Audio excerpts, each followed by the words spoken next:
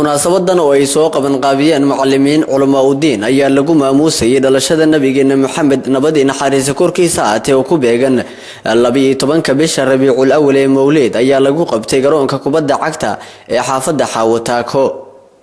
munaasabada oo ay ka soo qayb galeen culimo u diin macallimiin dadweyne ka kala yimid xaafadaha magaalada Beledweyne iyo gudoomiyaha maxkamadda degmada Beledweyne Sheekh Cabdiraxmaan Maxamed Cali ayaa goobta ay ka dhacaysay laga soo jeediyay maxaadirooyin ku tacalluqa xuska dhalashada nabigeena Maxamed.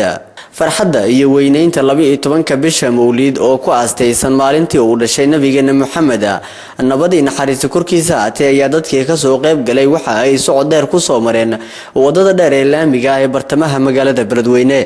ugu horeyn waxa goobta munaasabadan ay ka dhacaysay ka hadlay qaar ka mid ah culimo u diinkii ka soo qayb galay munaasabada waxa ayna siyaabo kala duwan uga hadleen ahmiyadda ay leedahay in la xuso dhalashada nabigeena Maxamed nabadi naxariis korkiisa aatee.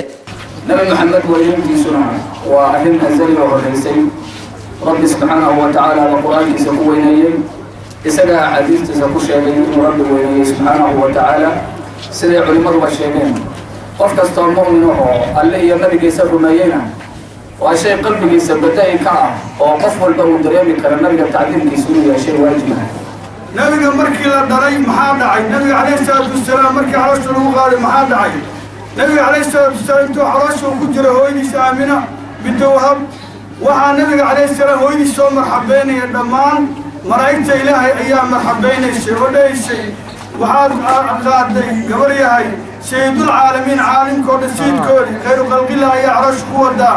sidoo kale waxa isla goobtaasi ka hadlay gudoomiyaha maxkamadda degmada Beledweyne Sheekh Cabdiraxmaan Maxamed Cali oo ku dheeraaday ka hadalka dhalashada nabigeena Maxamed nabadi naxariis korkiisa aatee. nabigeena calayhi salaatu wasalaam 13 sano dadka uu tawxiidku ugu yeeray markuu joogay 13 sano quraanka soo degay kulli oo makiga wuxuu u badnaa inuu ka hadlo tawxiidka.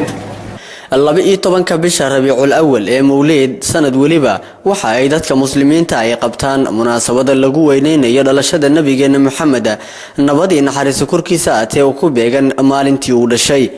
Cabdi Weli Xuseen Tawakkal TV-ga Universal Beledweyne.